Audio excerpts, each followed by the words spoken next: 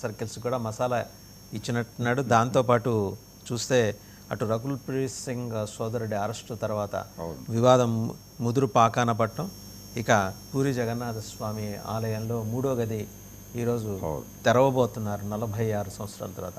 3 ప్రధానమైన అంశాలే. ముందు ఎంటర్టైన్మెంట్ సెక్టర్కి వస్తే ఉత్తినే నేలకపోయేది నెత్తికి రాసుకోవడం బహుశా పూరి జగన్నాథ్కి అలవాటైనంత ఇంకెవరికి అలవాట్లేదు. లాస్ట్ టైం మనం చూసాం కెమెరామెన్ గంగతో రాంబాబులో కాంట్రవర్సీ. అవును, అందులో కూడా కేసీఆర్ ఫ్యామిలీని లాగటం, ఇక్కడ కూడా ఇప్పుడు కేసీఆర్ గారిని నేరుగా పాటలోకి లాగటం. అంటే కేసీఆర్ ఒకటే కాదండి, అప్పుడు తెలుగుదేశం పార్టీని కూడా లాగాడు ఆయన. లాగి చంద్రబాబు నాయుడు గారికి ఉన్నటువంటి హెల్త్ ఇష్యూస్ని సినిమాలో ప్రకాష్ రాజ్ క్యారెక్టర్తో మాట్లాడించాడు. అది కాంట్రవర్సీ అయింది కెమెరామెన్ గంగతో రాంబాబు సినిమాకు.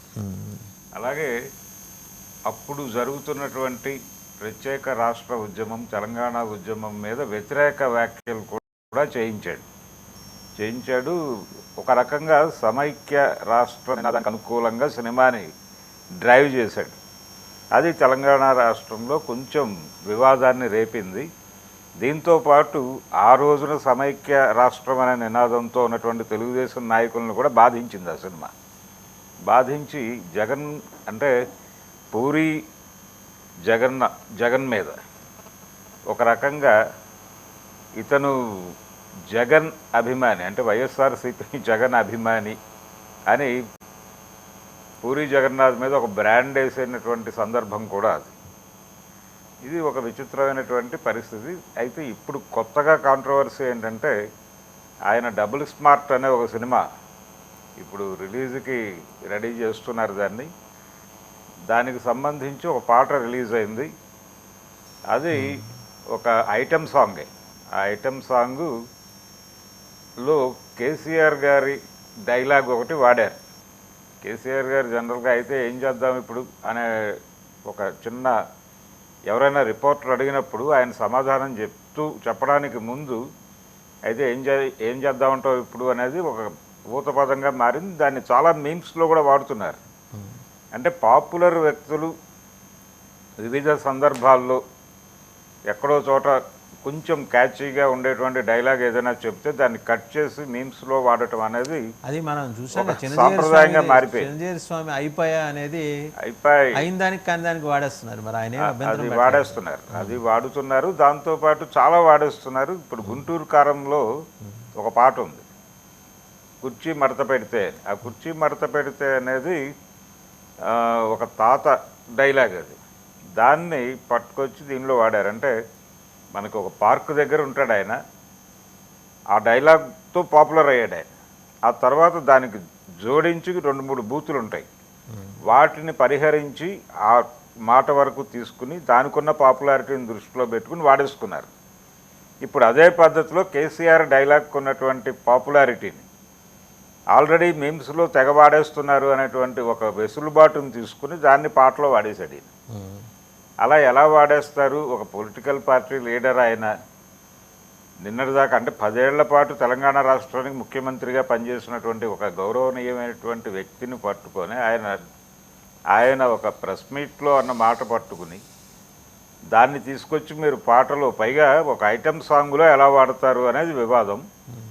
ఇది ఖచ్చితంగా తెలంగాణ సెంటిమెంట్ని అలాగే మనోభావాల్ని గాయపరుస్తోంది అన్న టోన్లో ఇప్పుడు కొంతమంది విమర్శలు చేయటం మాత్రమే కాదు, అది కట్ చేయాలి ఇమ్మీడియట్గా అనే డిమాండ్తో వెళ్ళి ఆందోళన కార్యక్రమాలు కూడా చేపట్టడానికి సిద్ధపడుతున్నారు. అంటే ఒకటి, ఏది దొరికినా ఇమ్మీడియట్గా జనంలోకి తీసుకెళ్లే ప్రయత్నం అయితే జరుగుతోంది. దీని మీద కౌంటర్గా అట్నుంచి కూడా మాట్లాడేస్తున్నారు. అంటే పూరి జగన్నాథ్ అభిమానులు, అలాగే ఇంకొంతమంది సినిమా అభిమానులు. టీఆర్ఎస్ అయితే ఇల్లు ముట్టడిస్తామని కూడా చెప్పేసి, బీఆర్ఎస్ అయితే ఇల్లు ముట్టడిస్తామని చెప్తోంది. ధర్నాలు ఇలాంటి కార్యక్రమాలకు పిలుపునిచ్చేశారు వాళ్ళు.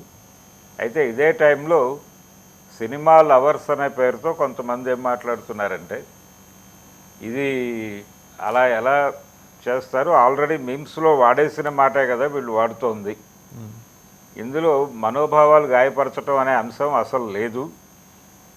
ఆల్రెడీ రకరకాలుగా వాడుతున్నారు కాబట్టి అనే దాంతోపాటు బీఆర్ఎస్ పార్టీ తన రాజకీయ ఉనికిని నిలబెట్టుకోవడం కోసం పూచిక పుల్ల దొరికినా బ్రహ్మాస్త్రం చేసే ప్రయత్నం చేస్తోంది. అందులో భాగంగానే ఈ సినిమా పాటను ఇష్యూ చేస్తున్నారు అని కొంతమంది సినిమా లవర్స్ మాట్లాడుతున్నారు. ఈ మాట్లాడుతున్న సినిమా లవర్స్ అందరూ మళ్ళీ ఆంధ్ర ప్రాంతానికి చెందిన వాళ్ళు అయి ఉండొచ్చు.